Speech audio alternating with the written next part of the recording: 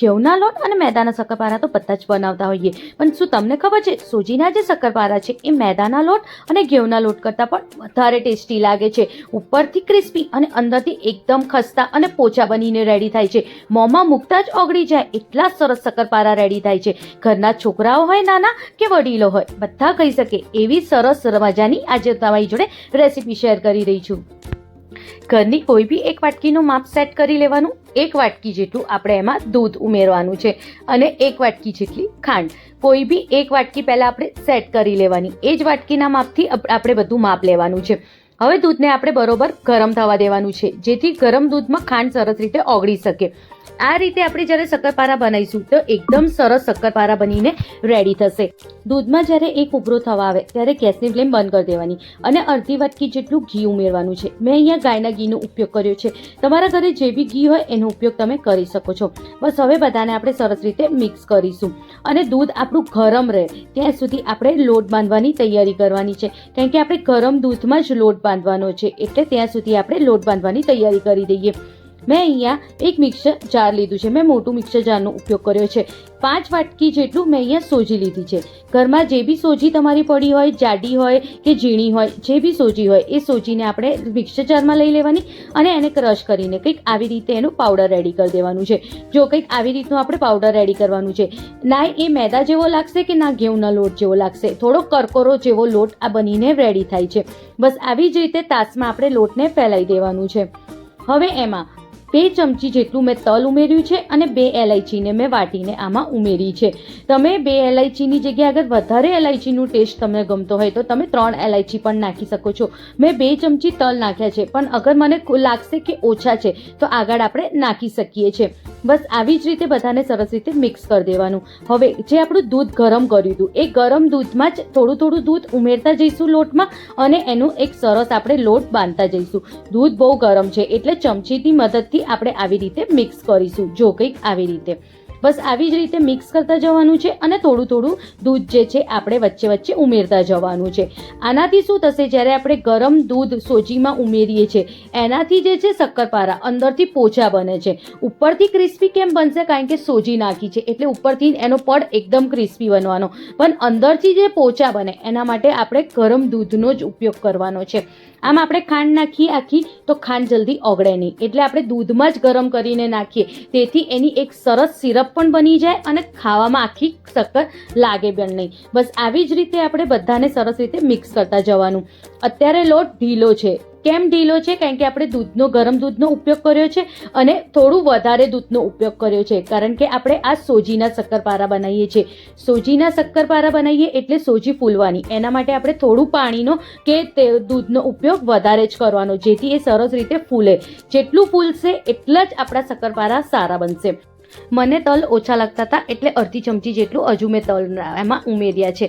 અને હવે જો આવી રીતે આપણે ગોળ ફેરવતા જવાનું અને મિક્સ કરતા જવાનું. લોટ અત્યારે ખાસો ચીકણો છે, હાથ ઉપર ચોટે છે, એ ના ચોટે એના માટે મેં અહીંયા અડધી ચમચી જેટલું ઘી ઉમેર્યું છે અને ઘીને હવે લોટ ઉપર આપણે સરસ રીતે લગાવી દઈશું, જેથી તાસમાં હોય કે હાથમાં હોય જે લોટ છે એ ચોટે નહીં. ચીકણો લોટ આપણે રાખવાનો છે, જેથી સોજી સરસ રીતે ફૂલી શકે. બસ આવી જ રીતે આપણે લોટને સરસ રીતે ઘી લગાવીને આવી રીતે તાસમાં આપણે ફેલાઈ દઈશું, જેથી જે સોજી છે એ સરસ રીતે ફૂલી શકે. આપણે એને ફૂલવા માટેની જગ્યા આપવી પડે, એટલે જો આવી રીતે ગોળ કરીને અને હાથેથી આવી રીતે થોડું આપણે એને ફેલાઈ દઈશું, જેથી એ સરસ રીતે ફૂલી શકે. હવે આની ઉપર પણ આપણે થોડું ઘી લગાવીશું, જેથી લોટ આપણો કોરો ના પડે.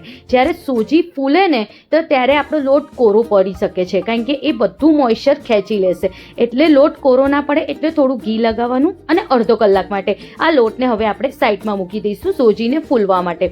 સોજીને ફૂલાવી બહુ જ જરૂરી છે, ત્યારે જ આપણા શક્કરપારા એકદમ સરસ બનીને રેડી થશે. જો અડધો કલાક થઈ ગયું, અડધો કલાક પછી જો તમે લોટ જોઈ શકો છો કેટલો કાઠો થઈ ગયો, કેટલો પોચો અને સોફ્ટ લોટ હતો અને કેટલો કાઠો લોટ બનીને રેડી થઈ ગયું. જેમ આપણે રેગ્યુલર શક્કરપારામાં જેવો લોટ બાંધીએ છીએ ને, બસ એવો સેમ લોટ બંધાઈને રેડી થઈ ગયો છે. પહેલાં તમે વિચારતા હશો કે આ તો કેટલો ઢીલો લોટ છે, કેવી રીતે શક્કરપારા બનાવીશું, પણ જો અડધો કલાક આપણે ખાલી સાઈડમાં મૂક્યું એમાં સોજી કેટલી સરસ ફૂલી ગઈ છે. હવે એના 2 ભાગ કરી દેવાના. એક ભાગને આપણે ચોપિંગ બોર્ડ કે ઓરસિયા પર લઈ લઈશું અને એ એક ભાગના પણ આપણે 2 ભાગ કરીશું. હવે એમાંથી આપણે એક ભાગ રાખીશું અને એક ભાગને આપણે ઢાંકીને સાઈડમાં મૂકી દઈશું બીજા બધા લોટની જોડે. હવે આની આપણે જાડી અને મોટી રોટલી વણવાની છે. આપણે જાડી જ રોટલી વણવાની છે, જેમ આપણી ભાખરી હોય ને એનાથી પણ થોડી જાડી જ વણવાની છે, કારણ કે આપણે શક્કરપારા છે એ જાડા બનાવવાના છે. બહુ પતલા શક્કરપારા નથી બનાવવાના. બહુ પતલા શક્કરપારા હશે તો કડક થઈ જશે અને અંદરથી પોચા નહીં રહે. એટલે પોચા અને કડક, ઉપરથી કડક અને અંદરથી પોચા બને એના માટે આપણે સહેજ જાડી જ રોટલી વણવીને રેડી કરવાની છે. કિનારો ફાટતી હોય તો આવી રીતે કિનારોને દબાવતા જવાનું ને વણતા જવાનું, એટલે કિનારો આપણી ફાટે નહીં. બસ જો આવી જ રીતે આપણે મોટી રોટલી વણીને રેડી કરી દેવાની છે. હવે તમારી જોડે જે બી કટર હોય, જે આપણે કૂકીઝ કટર આવે છે એ અત્યારે તો મોસ્ટલી બધાના ઘેર હોતું જ હોય. એમાંથી જે સૌથી નાની સાઇઝ છે એનું મેં હાર્ટ શેપ લીધું છે. જો કંઈક આવી રીતે, બસ આવી જ રીતે આપણે હાર્ટ શેપના કટરથી કટ મૂકતા જવાનું છે. જો કંઈક આવી રીતે, બસ આવી જ રીતે આખી રોટલી ઉપર આવી રીતે પહેલાં આપણે કટ મૂકી દઈશું અને પછી આપણે એને કાઢીશું અને એનું જે વેસ્ટેજ લોટ નીકળે એ આપણે બીજા બધા લોટની જોડે મિક્સ કરી દેવાનું, એટલે આપણું સહેજ બી વેસ્ટેજ ના થાય. જો કંઈક આવી રીતે, જો કેટલા સરસ હાર્ટ શેપવાળા આપણા શક્કરપારા બનીને રેડી થઈ ગયા છે. જો છે ને કેટલા સરસ શક્કરપારા દેખાય છે. અને જો આવા જાડા શક્કરપારા જ બનાવવાના છે, પતલા શક્કરપારા આપણે નથી બનાવવાના. બસ હવે હું અહીંયા સ્ટાર શેપનું કટ કરું છું. સ્ટાર શેપના કટરથી આવી રીતે, બસ આપણે જેમ પહેલાં હાર્ટ શેપનું કટ કર્યું હતું ને એવી જ રીતે હવે આપણે હાર્ટ શેપના કટરથી કટ કરવાના છે. દિવાળીમાં આપણે જ્યારે દિવાળીની ડીશ મહેમાનો આગળ મૂકીએ અને કંઈક આવી રીતે નવી નવી અને અલગ અલગ શેપના અને નવી નવી વેરાયટીના નાસ્તો મૂકીએ તો મહેમાનોને પણ ખાવાની મજા પડે અને ઘણા છોકરાઓને તો બહુ જ મજા પડે. ખરેખર આવી રીતે જ્યારે હાર્ટ શેપ હોય, સ્ટાર હોય, ફ્લાવર શેપ હોય તો નાના છોકરાઓને ખરેખર બહુ જ મજા પડે છે અને મહેમાનોને પણ ડીશમાં જોઈને બહુ જ મજા પડે કે કંઈક અલગ વેરાયટી આ લોકોએ બનાવી છે. બસ આવી જ રીતે જો આપણે સ્ટાર શેપના પણ કાપી લેવાના છે. હવે મેં અહીંયા ફ્લાવર શેપના પણ આવી જ રીતે કાપી લીધા છે. આવી રીતે અલગ અલગ શેપના શક્કરપારા તમે આ વખતે જરૂરથી ટ્રાય કરજો. ખરેખર બહુ જ સરસ બનશે અને બહુ બધાને ગમશે. બધા તમારા વખાણ કરશે એ મારી ગેરંટી છે. ખરેખર બહુ જ સરસ બને છે અને ગમે બી છે બધાને. વડીલો લગભગ શક્કરપારા ના જ ખાઈ શકતા હોય, કારણ કે એ બહુ કડક હોય, પણ આ શક્કરપારા એટલા પોચા બનશે ને કે ખરેખર વડીલો પણ ખાઈ શકશે. હવે જે મેઇન છે એનું તળવાનું. કઈ રીતે આપણે શક્કરપારા તળીએ કે આપણા બહુ લાલ બી ના થાય, શક્કરપારા બહુ કડક બી ના થાય અને અંદરથી પોચા પણ થાય. તો એના માટે સૌ પ્રથમ આપણે એટલું તેલ ગરમ કરવાનું કે જેવું આપણે શક્કરપારાને અંદર નાખીએ ને તરત ને તરત ઉપર આવી જાય.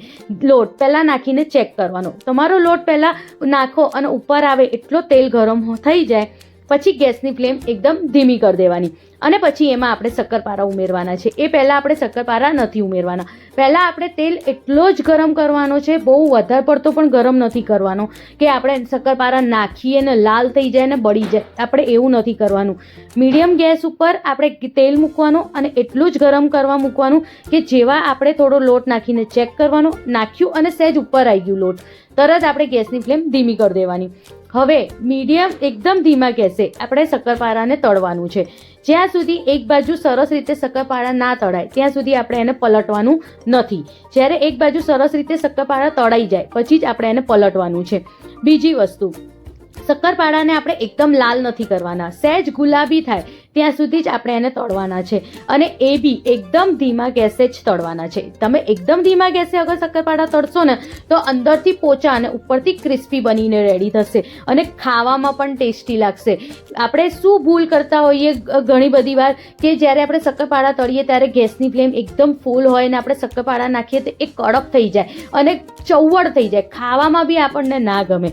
શક્કરપારા ઓલવેઝ આપણે તળવા માટે પહેલાં ગેસ થોડું ગરમ કરવાનું તેલને, પછી ગેસની ફ્લેમ એકદમ ધીમી કરી દેવાની. ધીમા ગેસે જ આપણે શક્કરપારાને તળવાનું છે. જો આવી જ રીતે આપણે બધા શક્કરપારાને તળીને રેડી કરી દઈશું. આજના સોજીના શક્કરપારાની રેસીપી કેવી લાગી મને કમેન્ટમાં જરૂરથી જણાવજો અને તમારા દોસ્તો સાથે પણ ખાસ કરીને શેર કરજો. રેસીપી ગમી હોય તો લાઇક, શેર, કમેન્ટ કરવાનું ના ભૂલતા.